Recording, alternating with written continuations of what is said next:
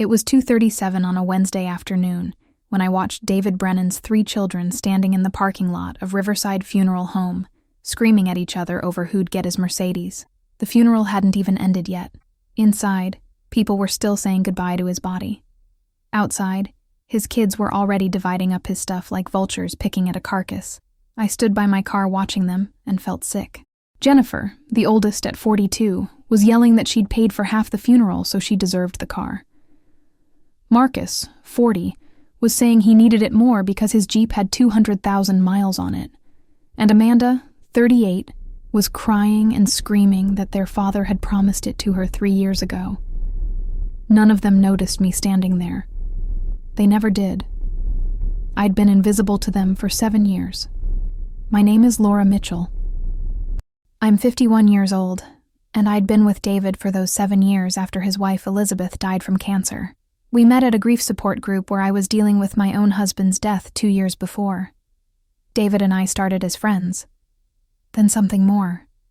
His kids hated me from the start, thought I was after his money, thought I was trying to replace their mother. They made sure I knew I wasn't welcome at family dinners or holidays, made sure David knew they disapproved every chance they got. And now here they were, before his body was even cold, fighting over his car like it was the last piece of meat at a barbecue. The next morning I woke up to my phone buzzing. A text from my neighbor Betty. She'd sent me a screenshot from Facebook. Marcus had posted the Mercedes for sale, $45,000. The caption said, "Great condition, well-maintained, serious inquiries only." I stared at that post for 10 minutes. David had been buried less than 24 hours.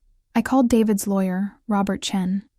We'd met twice before when David had asked me to come with him to update some paperwork. Robert answered on the second ring. "Laura," he said, "I was just about to call you. We need to schedule the will reading. Are you available Friday at 2? "I'm available," I said. My voice sounded hollow. "Robert, his kids are already selling his car." "I know," Robert said. "I saw the post. Don't worry about it. Everything will be clear on Friday." Something in his tone made my stomach flip. "What do you mean, everything will be clear?" "Just be there Friday," he said. "Trust me." I spent the next 2 days in a fog.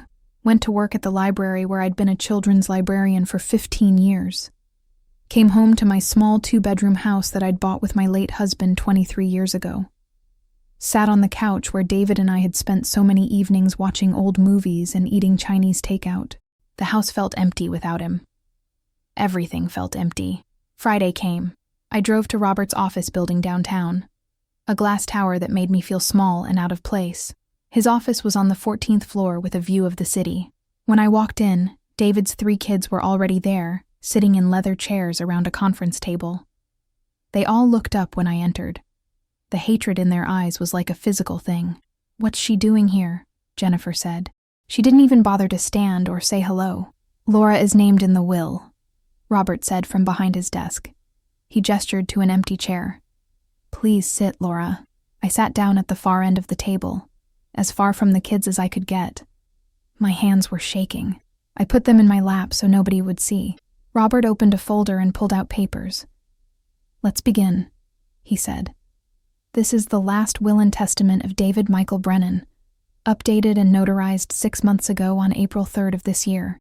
I'll read the relevant portions." My heart was pounding. 6 months ago. That was right after David had gotten back from a weekend trip to see Marcus in Atlanta. He'd come home quiet and sad, wouldn't tell me what was wrong, just said his kids disappointed him sometimes. Robert started reading. The legal language was thick and formal, but I tried to follow along. Something about David being of sound mind and body. Something about previous wills being void. Then Robert got to the part that mattered. "To my children, Jennifer Ann Brennan, Marcus David Brennan, and Amanda Rose Brennan, I leave the sum of $1 each to be paid from my estate." The room went silent. You could have heard a pin drop. "What?" Jennifer said. She half stood from her chair. "What did you just say?" Robert kept reading, his voice steady. "To Laura Elizabeth Mitchell, I leave the entirety of my remaining estate. This includes my primary residence at 427 Oak Street, my vacation property in Lake Tahoe, my investment portfolio managed by Steinberg Financial, my business Brennan Construction Company, all vehicles registered in my name, and all funds in my personal and business accounts. I also name Laura Elizabeth Mitchell as the executor of my estate and the sole beneficiary of my life insurance policy. He set down the papers and looked around the table. I couldn't breathe. The room was spinning. This wasn't possible. David had 3 kids. He had grandchildren. Why would he leave everything to me? This is bullshit, Marcus said. He stood up so fast his chair fell backward. This is complete bullshit. He was senile. He didn't know what he was doing. Your father was evaluated by 2 doctors before signing this will, Robert said calmly.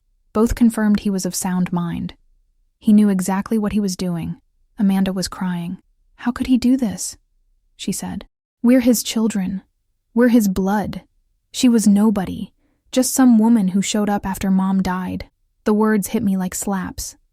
I felt tears start, but I forced them back. I wouldn't cry in front of them. Jennifer turned to me. Her face was red, twisted with rage. You manipulated him, she said. You got in his head when he was grieving and you manipulated him into this.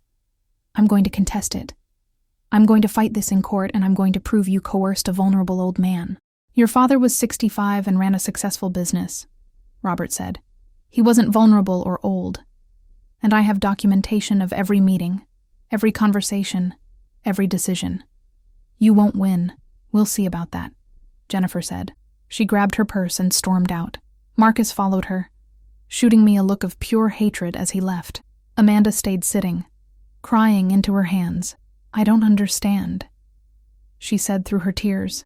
What did we do wrong? Why did he hate us? He didn't hate you, Robert said quietly. But he had his reasons for this decision. Laura, there's an envelope here for you. David left instructions for you to open it privately. He said it would explain everything. He handed me a manila envelope with my name written on it in David's handwriting. My hands shook as I took it. Amanda looked up at me with red, swollen eyes. What's in there? She asked. I don't know, I said. My voice was barely a whisper. She stood up and walked to the door, then turned back. You destroyed our family, she said. I hope you're happy. Then she was gone, and it was just me and Robert in that big office with the city spread out below us. Open it, Robert said gently.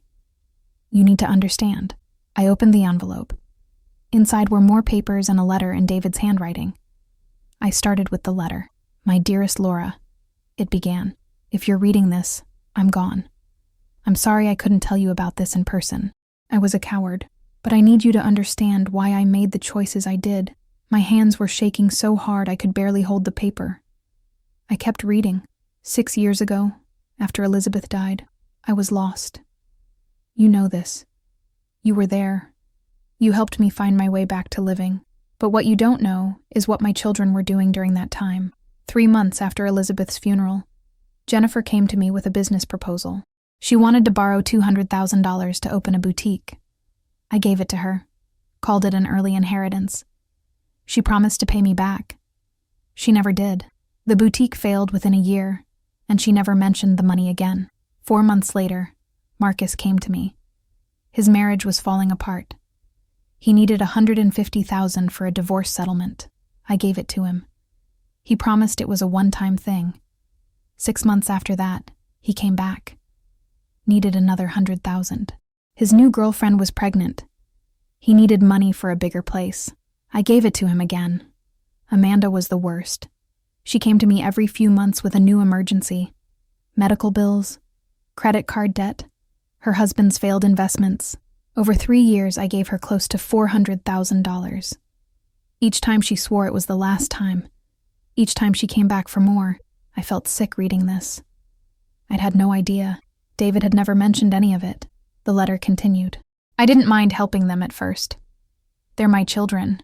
But then I started noticing things. Jennifer drove a brand new BMW. Marcus bought a boat.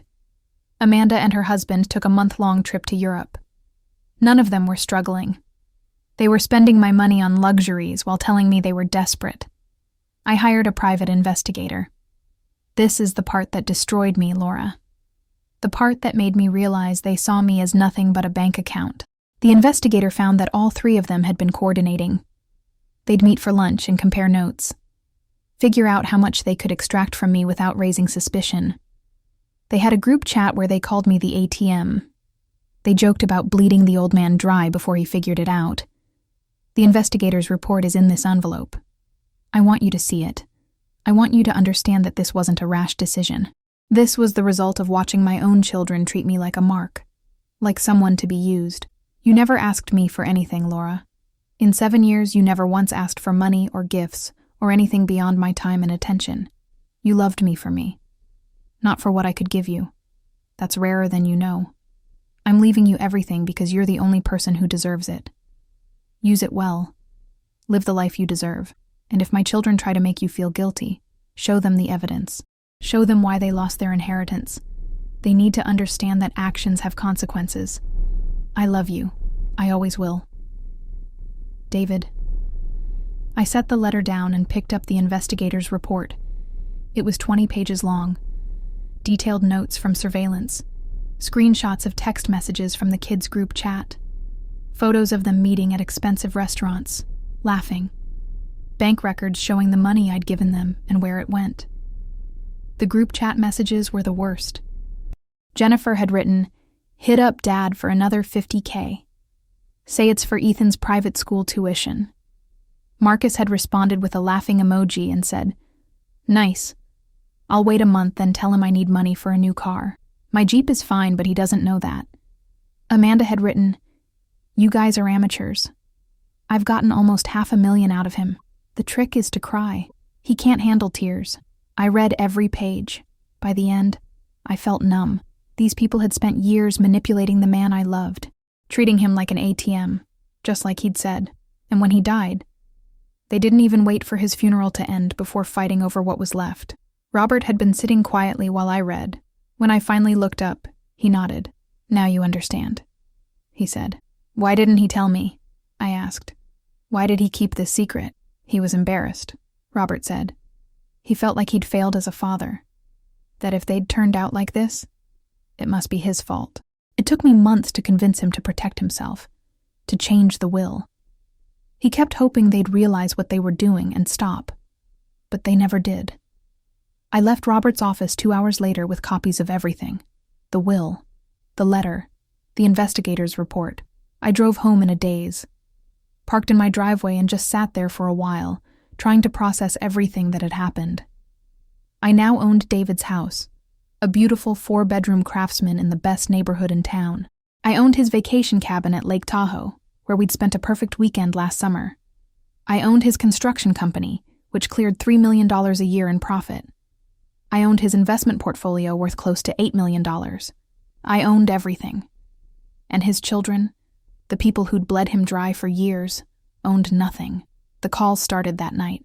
Jennifer first, screaming at me, saying she'd contest the will, saying she'd prove I'd manipulated him.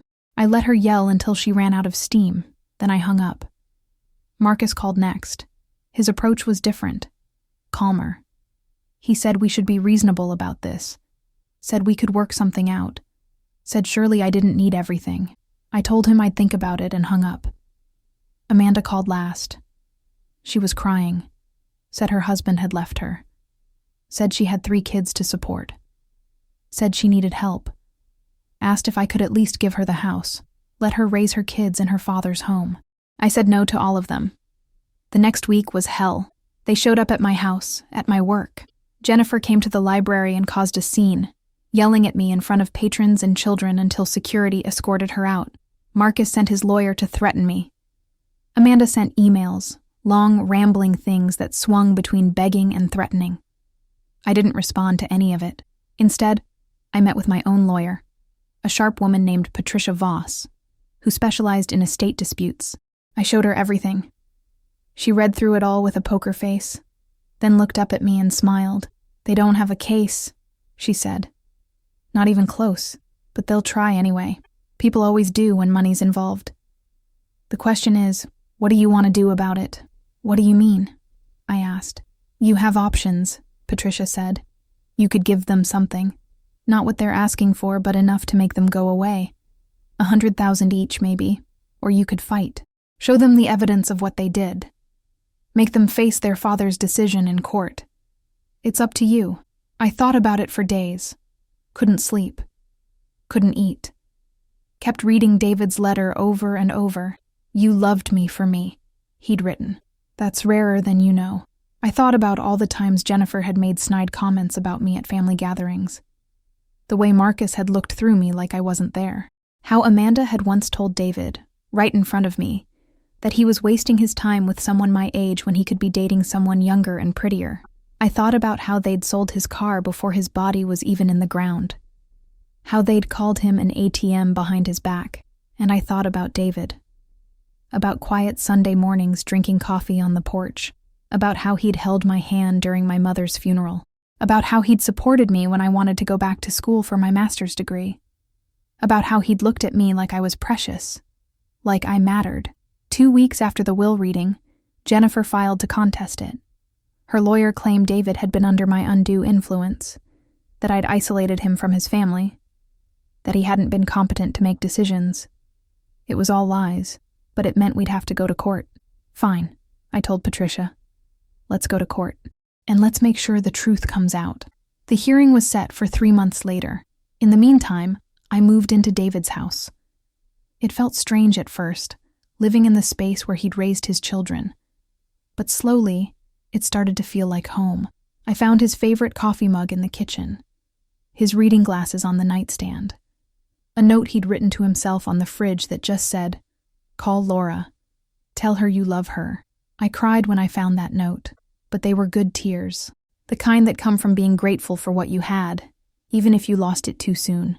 The day of the hearing, I wore a simple black dress and no jewelry. Jennifer showed up in designer clothes and too much makeup. Marcus wore an expensive suit that probably cost more than I made in a month. Amanda came in late, flustered, hair messy. Jennifer's lawyer went first. Spent an hour painting me as a gold digger. Said I'd preyed on a grieving widower. Said I'd convinced him to cut out his loving children who only wanted what was best for him. It was a good performance. I almost believed it myself. Then Patricia stood up. She didn't give a speech. She just pulled out the investigator's report and started reading. The text messages, the group chat, the documentation of every dollar they'd taken, every lie they'd told. Every time they'd called their father an ATM, the courtroom went silent. Jennifer's lawyer tried to object, but the judge shut him down. Patricia kept reading. When she got to the part where they'd joked about bleeding the old man dry, Amanda started crying. Not the sad kind of crying. The panicked kind. The kind that comes from knowing you've been caught. When Patricia finished, she looked at the judge. "Your Honor," she said, "David Brennan was a man who built a successful business from nothing, who loved his children despite their treatment of him, who hoped until the very end that they'd realize what they were doing. When they didn't, he made the difficult choice to leave his estate to someone who actually loved him. Not his money. Him. That person is Laura Mitchell. And these documents prove beyond any doubt that his decision was not only legally sound, but morally justified." The judge took a 15-minute recess. When he came back, he denied Jennifer's petition, said the evidence was overwhelming, said David had clearly been of sound mind and had made his choice freely. He ordered Jennifer to pay my legal fees. It was over. I'd won. Outside the courthouse, Jennifer tried one more time. She cornered me by my car, Marcus and Amanda behind her. "You could give us something," Jennifer said. Her voice was desperate now, not angry. "Dad would have wanted us to have something. We're his children." I looked at her, really looked at her. Saw the desperation, the entitlement, the complete lack of understanding about what she'd done wrong. "Your father spent 7 years giving you money," I said. "Hundreds of thousands of dollars. You took it and spent it and asked for more. You called him an ATM. You joked about bleeding him dry. And when he died, you didn't even wait for his funeral to end before you started selling his things. You didn't mourn him. You mourned what you thought you'd inherit. That's not fair," Amanda said. She was crying again. "We loved him." "You loved his money," I said. "There's a difference. Your father knew that difference. That's why he left you $1 each. to make sure you understood that he saw you. He knew what you were, and he chose to give what he'd built to someone who loved him for him, not for what he could provide. I got in my car and drove away, watched them get smaller in my rearview mirror until they disappeared. That was 3 years ago. Today I'm 54 years old and I live in David's house. I run his construction company with the help of his longtime business partner, Tom, who David trusted completely. The company is thriving. I still work at the library 2 days a week because I love it, and because David always said I should do work that made me happy, not just work that paid the bills. I sold the Mercedes. Couldn't stand to look at it after watching his kids fight over it. Donated the money to the hospital where Elizabeth was treated. David would have liked that. I kept the lake house. Go there sometimes on weekends. Sit on the dock and remember the weekend David and I spent there, drinking wine and watching the sunset and talking about everything and nothing. Jennifer got divorced 2 years ago. Her ex-husband left her for someone younger. I heard through the grapevine that she's struggling financially. Part of me felt bad when I heard that. A small part. Marcus moved to Arizona. We don't have any contact. I heard he remarried. I hope he treats this wife better than he treated his father. Amanda and I ran into each other at the grocery store 6 months ago. She looked tired, older than her 41 years. She started to say something, then stopped, just looked at me for a long moment and walked away. I don't know what she wanted to say. Maybe sorry. Maybe go to hell. It doesn't matter anymore. I think about David every day. About his kindness, his patience, the way he'd kiss my forehead when he left for work, the way he'd call me in the middle of the day just to hear my voice. I miss him. God, I miss him. But I'm grateful too. Grateful for the 7 years we had. Grateful that he loved me enough to make sure I'd be okay after he was gone. His children see what he left me as theft, as me stealing their inheritance. But that's not what it was. It was David making sure the person who loved him was taken care of. It was him standing up for himself, even in death. It was him saying, I know what you did, and there are consequences. Some people think I should have shared. That blood is thicker than water, that his children deserved something just for being his children. Maybe they're right. Maybe I'm cold for keeping everything. Maybe I'll regret it someday. But every time I doubt myself, I remember that letter. You loved me for me, he wrote. That's rarer than you know. I did love him for him. Not for his money, not for his house or his company or his cars. For him, for the man who helped me laugh again after my husband died, who held me when I cried, who made me feel like I mattered in a world that often made me feel invisible. That love was worth more than any inheritance, and David knew it. That's why he left me everything. Not to make me rich, though it did, but to make sure I understood how much I meant to him, how much I was valued. His children never valued him. They valued what he could give them. And in the end, that's exactly what they got, $1 each. The value they'd placed on their relationship with him. I sleep well at night. I live in his house and I run his company, and I visit his grave every Sunday with fresh flowers. And when I'm there, I tell him about my week, about the library, about his grandchildren, who I see sometimes from a distance, about how much I miss him, about how grateful I am.